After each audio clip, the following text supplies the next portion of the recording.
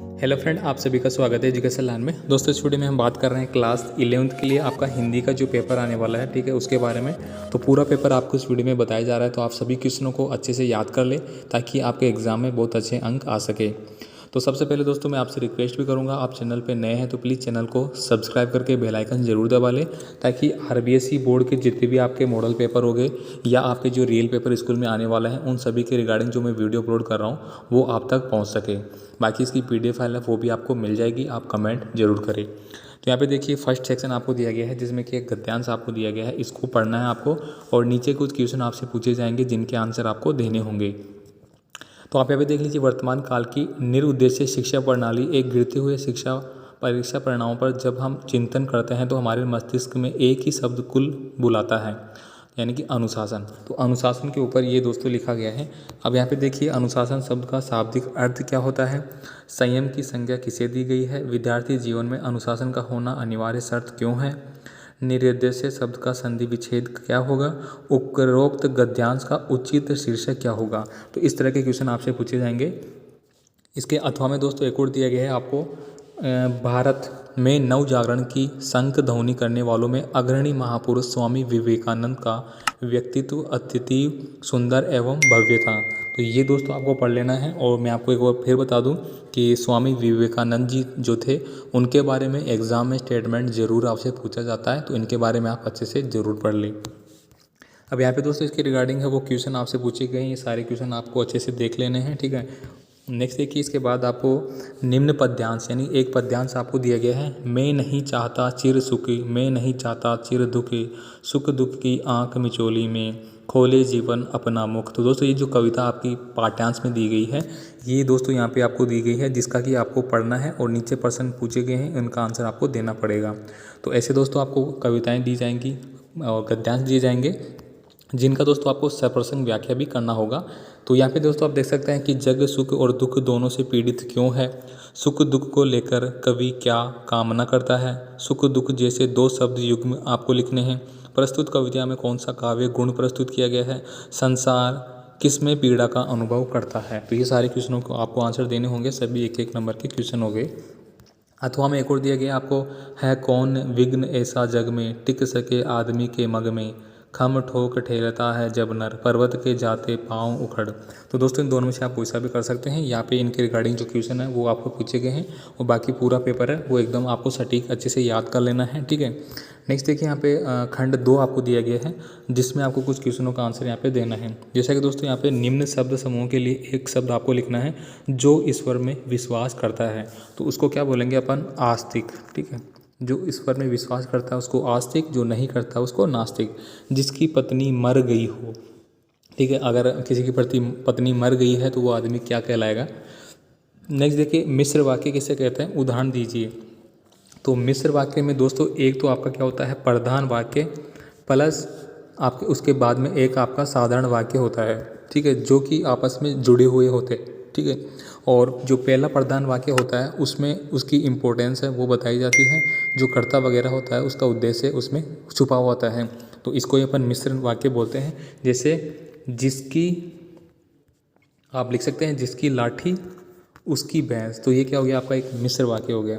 Next देखिए, प्रति उपसर्ग लगाकर 4 शब्द बनाने हैं आपको, तो आप कोई भी बना सकते हैं यहाँ पे, ठीक है। प्रति उपसर्ग आपको लगाना है, जैसे कि यहाँ पे दिन है तो इसमें आपने लगा लिया प्रति प्लस दिन, प्रतिदिन यानी प्रत्येक हो गया, इस तरह से। नेक्स्ट देखिए, निम्न के तत्सम रूप आपको लिखने हैं। तत्सम रूप दोस्तों वह रूप होता है जो कि संस्कृत का शब्द होता है, उसी को तत्सम होते हैं, जो कि हिंदी में ऐसे कैसे अपना लिए गए हैं। और तद्भव वे होते हैं जिनको कि बदल दिया जाता है। तो यहाँ पे आखर, आखर पूछा गया है तो आखर का क्या हो जाएगा दोस्तों, अक्षर, ठीक है। यहाँ पे दोस्तों सपूत दिया गया है, ठीक है, सपूत का क्या हो जाएगा, पूत। नेक्स्ट देखिए, यहाँ पे निम्न वाक्यों में उचित विराम चिन्हों का आपको प्रयोग करना है। अरे तुम डरे हुए क्यों हो, तो यहाँ पे अरे यानी कि विस्मय बोधक का चिन्ह हो गया यहाँ पे, तो जैसे आप अरे लिखेंगे इसके बाद ये आपको साइन लगाना है, फिर तुम डरे हुए क्यों हो, तो क्यों हो के बाद में आपको लास्ट में प्रश्नवाचक चिन्ह भी लगाना पड़ेगा। राम लक्ष्मण और सीता वन को गए, ठीक है, तो यहाँ पे राम, ठीक है, यहाँ पे डेस लगाएंगे आप, ठीक है, यानी कि कोमा लगाएंगे, फिर लक्ष्मण और सीता वन को गई, इस तरह से। नेक्स्ट है कि यहाँ पे एक आपको अधोलिखित गद्यांश दिया गया है, इसको आपको पढ़ना पड़ेगा। और इसका जो संक्षिप्तीकरण है वो आपको लिखना पड़ेगा। स्वतंत्रता का मर्म समता, विषमता के स्वतंत्रता, भंग को जाति, ब्राह्मण रूपों में समान चाहे संभव न। तो आप इसको पढ़ के इसका स्पष्टीकरण छोटे अक्षरों में आपको लिखना पड़ेगा। यहाँ पे एक और दिया गया है आपको, उद्धोलिखित पंक्ति का पलवन है वो आपको करना है। हृदय नहीं वह पत्थर है जिसमें स्वदेश का प्यार नहीं। तो इसको आपको यानी कि बड़ा करके लिखना है। नेक्स्ट देखिए, निम्न में से किस एक पर आपको 350 शब्दों में निबंध लिखना होगा। रंगीला राजस्थान पे आप लिख सकते हैं, बेटी बचाओ बेटी पढ़ाओ पे लिख सकते हैं, राष्ट्रीय एकता पे लिख सकते हैं, मोबाइल वरदान और अभिशाप, और आजकल दोस्तों जो कोरोना महामारी है उस पर भी चल रहा है, ठीक है, उसको भी आप याद करें। नेक्स्ट देखिए, यहाँ पे निम्नलिखित गद्यांश को सप्रसंग व्याख्या करनी है आपको। 2 दिए गए हैं, दोनों में से आप कोई सा भी कर सकते हैं। इसके बाद देखिए यहाँ पे निम्नलिखित पद्यांश, एक पद्यांश भी दिया गया है, इसकी भी आपको क्या करना है, सप्रसंग व्याख्या करनी है। यहाँ पे लक्ष्मी नहीं सर्वस्व जावे सत्य छोड़ेंगे नहीं, अंधे बने पर सत्य से संबंध तोड़ेंगे नहीं। तो ये आपको करना है, दोनों में से। हो गई पीर पर्वत सी पिघलनी चाहिए, इस हिमालय से कोई गंगा निकलनी चाहिए। तो दोनों में से आप कोई सा भी कर सकते हैं। बाकी ये आपके पार्ट के जो क्वेश्चन है चैप्टर के वो आ गए यहाँ पे।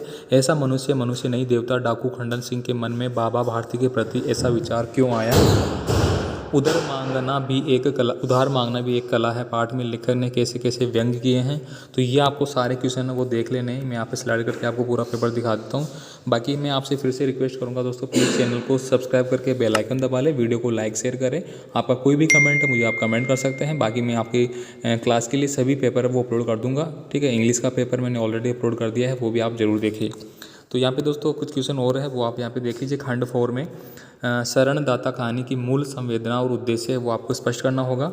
एटम बम कहानी के आधार पर कोबायाशी का जीवन वृत्तांत आप लिख सकते हैं। नेक्स्ट देखिए, यहाँ पे किन्हीं 3 प्रश्नों का आपको आंसर देना होगा। यहाँ पे लाल बिहारी की प्रति स्नेह हो गया, बच्चे देर तक क्रोध को बनाए रखकर रूठे नहीं रहते हैं, और किस घटना से रामेश्वरी का हृदय परिवर्तन हुआ था। जैसलमेर की राजकुमारी कहानी के आधार पर स्पष्ट कीजिए कि यह भारतीय दर्शन को प्रतिबिंब करने वाली कहानी है। तो इनमें से आपको कोई सा भी क्वेश्चन करना पड़ेगा। नेक्स्ट देखिए, निम्नलिखित पत्रकारिता के इतिहास में गांधी युग कब से आरंभ हुआ, ठीक है। जन संचार के लोक साधन हो गए, यहाँ पे सोशल मीडिया फेसबुक की मुख्य भूमिका हो गई। आप कक्षा 11वीं के छात्र हिमांशु हैं, आप छात्रावास में रहकर दूर शहर में पढ़ रहे हैं। अपने पिताजी को एक पत्र लिखिए जिसमें आवश्यक पुस्तकें क्रय करने हेतु 2000 रुपये नेट बैंकिंग से आपके खाते में डालने का आग्रह आपको करना है। लास्ट है, व्यक्तित्व संवर्धन क्यों बनाए जाते हैं। तो दोस्तों पूरा पेपर मैंने आपको एक्सप्लेन कर दिया जो आपका एग्जाम में आने वाला है। आप सभी क्वेश्चनों को अच्छे से याद जरूर कर लें, ठीक है, ताकि आपके एग्जाम में अच्छे से अच्छे नंबर आ सके। बाकी दोस्तों आप कमेंट कर सकते हैं नेक्स्ट वीडियो के लिए कौन सा वीडियो आपका होना चाहिए, मैं आपको वो वीडियो प्रोवाइड करा दूंगा पेपर के साथ, ठीक है। तो मिलते हैं फिर नई वीडियो में, तब तक के लिए जय हिंद।